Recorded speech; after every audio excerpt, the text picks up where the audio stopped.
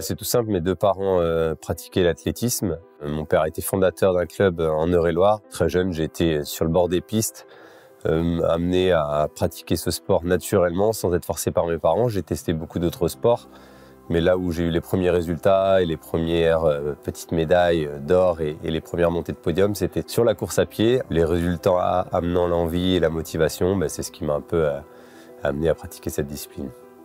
En fait, en apprentissage d'ébénisterie, je suis obligé de prendre des congés sans solde pour aller faire les championnats du monde junior de cross. C'était ma première sélection en équipe de France.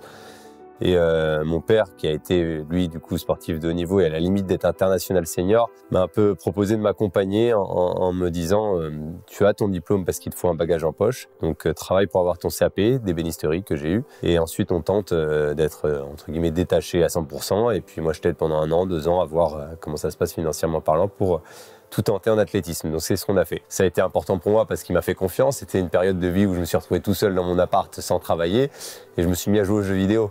Ça a été 1 an assez atypique, à manger des kebabs tous les jours. J'avais la plus grosse carte de fidélité du kebab juste à côté. Et c'est marrant cette période de vie parce que du coup, c'est ce qui m'a aussi ouvert les portes de la gendarmerie derrière. Parce qu'on a cherché une solution, parce qu'il fallait structurer tout ça. C'était trop jeune, à 19 ans, d'être tout seul, livré à soi-même, à faire que du sport de haut niveau. Il faut une occupation psychologique à côté. J'ai eu cette année un peu de freelance et de liberté. Et après, j'ai été remis dans le droit chemin avec voilà, des horaires de travail à respecter, des chefs, des règles à respecter. Je me souviens d'un premier championnat du monde où on est bien logé dans des beaux hôtels, le stade, 50 000 personnes remplies à Berlin, c'était en 2009. Je reviens à la caserne 1 semaine plus tard, je croise un chef et là il dit hey, Koval, c'est pas parce qu'on vous passez à la télé que ça vous empêche pas de respecter les règles et de vous mettre au garde à vous. 1 semaine avant, j'étais dans un stade rempli à avoir des étoiles dans les yeux. Et quelques jours après, j'étais en train de faire un garde à vous devant un chef parce que c'était la rigueur militaire. Et au moins, je me prépare pour être le meilleur possible et rien regretter.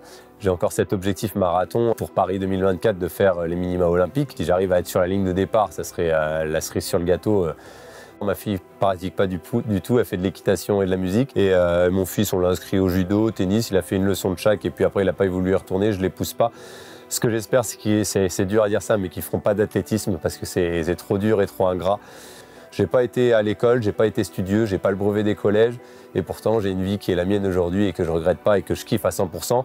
Alors que c'est pour ça que j'ai envie de leur dire, s'ils veulent faire quoi que ce soit, je serai là pour les soutenir.